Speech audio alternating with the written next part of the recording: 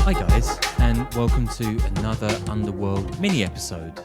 I'm your host Sean Williams, and like most people who aren't living under a rock, I've been keeping a pretty close eye on the news coming out of Ukraine, the various acts of terror the Russians are carrying out during their invasion, and I'm hoping, like I imagine you are, that we're going to get some good news soon, although right now I don't really know what that will look like.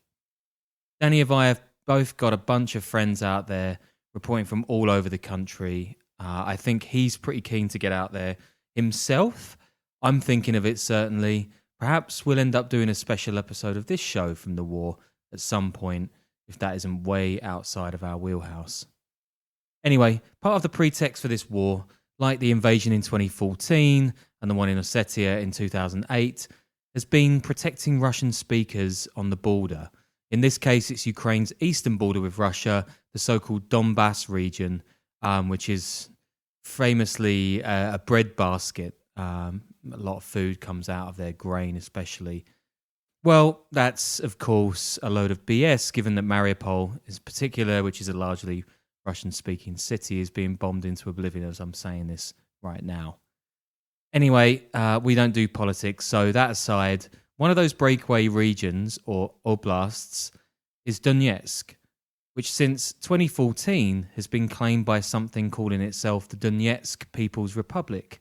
That's a pro-Russia group of mostly right-wingers who may well get swallowed into Russia at some point when this war, or if this war, ends. And here's where we slip back into Underworld territory, guys. The DPR's leader, Denis Pushilin, spent 3 years, shilling, for the biggest Ponzi scheme in Russian history. And if that sounds like a bit of a tenuous link back to some criminal shithousery to do one of these shows, well, I mean, yeah, it obviously kind of is. But before we get to Denis himself, let me back up for a moment and tell you about this scam, because it's pretty wild. Now, back in 1918 in Moscow, there's plenty of chaos going on, right? The Soviet Union is on its knees. It's trying to open up slightly, but it's creaking, and the wall in Berlin is soon to be down. And there's this nerdy bloke. He's called Sergei Mavrodi. He's a software engineer by trade, but Sergei's got some more lucrative ideas. He sells pirate cassette tapes. He imports office equipment. He's even believed to have brought in Russia's first PC in the dying years of the Soviet Empire. In his spare time, Sergei likes to collect butterflies and keeps an aquarium of rare fish. And he's also got this long, crimped mullet, thick-rimmed specs, and a fondness for Adidas tracksuits, kind of like this Julian Schnabel, Paulie Walnuts mashup.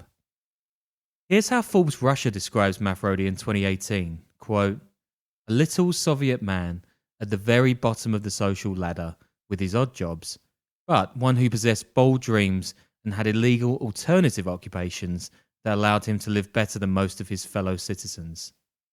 I swear that is going to be the plot of the next Wes Anderson movie, so I might put some cash on that. But it's clear at this point, Sergei's got flair, or talent, as they say in the Kitai Gorod. And that year, in 1989, he mints MMM, or Triple M, named after himself, his brother Vyacheslav, and Vyacheslav's first wife, Olga Melnikova. Although, really, Vyacheslav and Olga are just signatures on a piece of paper. It's Sergei who's the real brains, and obviously the fashion guru of the trio. Triple M also happens to be an acronym of "We Can Do a Lot" in Russian, which, I mean, I guess it's not quite as catchy as Obama or Merkel's phrases, but in the early years, it does all right nonetheless. MMM, or Triple M, carries on where Sergei's import-export stuff left off, and he brings in tech from the West as the Berlin Wall is falling and communism around the world is crumbling to pieces. But this is Mother Russia in the early 90s, so Sergei, he steps it up a notch. He creates a so-called investment vehicle offering members 1,000% returns on their investments. Sound a bit fishy? I mean, yeah, of course it does, you capitalist pigs.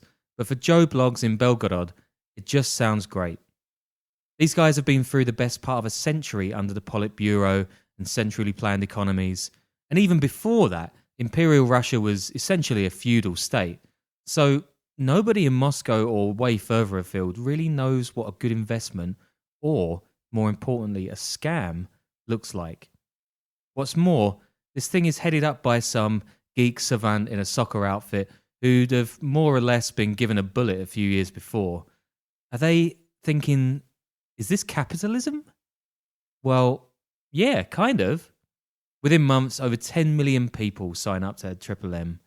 According to Quartz, quote, at the time, Triple M was supposedly so busy with customers that employees didn't have enough time to count all the cash flowing in, resulting to measuring it by the roomful, which actually is exactly how me and Danny count out our Patreon earnings. Triple M even tries minting its own paper currency at some point, a kind of proto-crypto, I guess. Sergei's got a flair for the good sell. And on New Year's Eve 1991, as everything in Russia is crumbling, remember it's still the Soviet Union, it's still yet to become the Russian Federation, he offers Muscovites free public transport. Pretty good.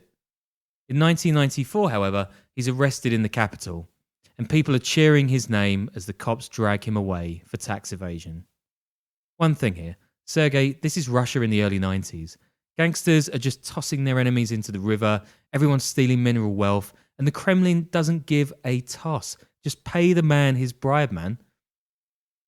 Later that year, Sergei, though, is elected to the State Duma, Russia's House of Representatives, giving him immunity from prosecution, which is, I'll give it to him, a pretty clever move. I really want to do a long episode about Triple M further down the line, and Sergei's life itself is worth at least 2 episodes, so I'll leave a bunch of his life out, and I really do want to do that show soon, but I'm going to just rattle on a few long years to 2011, right? He's been in a lot of trouble. There's been some ups and downs. Obviously, people have lost a lot of money. But it's 3 years after the financial meltdown that cripples everything and really sends the ruble tumbling. And Sergei pops up with Triple M 2011, not the most original name, which he says is a, quote, financial social network, which, yeah, it's a Ponzi scheme. Here's Radio Free Europe quoting Sergei before another arrest in 2012, quote, my goal is a financial apocalypse, a destruction of the global financial system. I consider the current financial system unfair. It's not fair that some people own billions while others have nothing. The system must be destroyed, and something else must be built in its place. That is precisely what I'm working on.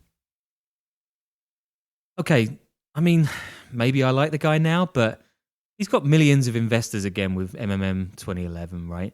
And a bunch of reps are doing his dirty work all over the former Soviet world. And who pops up in eastern Ukraine to do it for him there? That's right, Denis Pushilin, wannabe politician. Denis heads Triple M in the Donbas. That's, again, the historical region of eastern Ukraine that encompasses Donetsk and Luhansk. Denis gets so deep into Sergei's world that in December 2013, he actually runs for a, quote, Triple M party in the Ukrainian elections in the Kyiv region. But he gets just 0.08% of the vote, which is like, what, one family?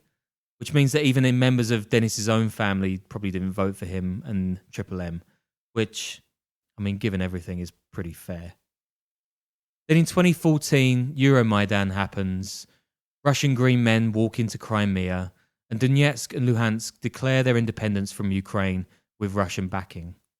And there are all kinds of connections between the pro-Russia rebels in Donetsk and Luhansk and Russian organised crime gangsters across the border, but I'll leave them for now. In any case, when DPR chief Alexander Zakharchenko is killed in a cafe bomb blast in 2018, up steps who? Yeah, you guessed it, it's our boy Denis. The same year, Sergei Mavrodi dies in Moscow, and he leaves behind millions of investors around the world holding the can, obviously, and also obviously, a ton of cash unaccounted for. But Denis, he isn't a bit ashamed of his work for Triple M. If it was something illegal, he says, I would already have been arrested. That's telling it to Ukrainsky Pravda. What is Triple M now, he asks? This is a mutual aid fund, not like in the 90s. There is no way to destroy it. Dennis also says he's making money off it at that time, and it's getting big in Indonesia because, quote, there they have large families. So a little less sympathetic, Dennis, than being a rebel backed by Russia. He clearly doesn't have the same oratory flair as Sergei or the dress sense. I mean, it's all boring black suits with Denis. Until that is, this year, when Russia's invasion gives him the chance to play dress up in khaki fatigues, go on Russia 24 telly, telling Ukraine it's headed for, quote, all-out war. Which it is today, which is tragic, obviously. But I thought you might be interested in how a charismatic, tracky suit wearing Ponzi schemer and one of Ukraine's breakaway rebels are connected. I mean, this is why we call it the Underworld, man. The crime is everywhere. Anyway, if I've got anything wrong or you enjoyed or you didn't like the show, just let us know. The Underworld Podcast at gmail.com. Keep backing us, guys. It really does help. And we're going to have tons of interviews and stuff from on the ground when I was in Belize still. And I think I'm going to do an interview with Danny about my time there. Just tons and tons of stuff coming up. So, yeah, it's worth it. And thanks for listening. We'll be back soon.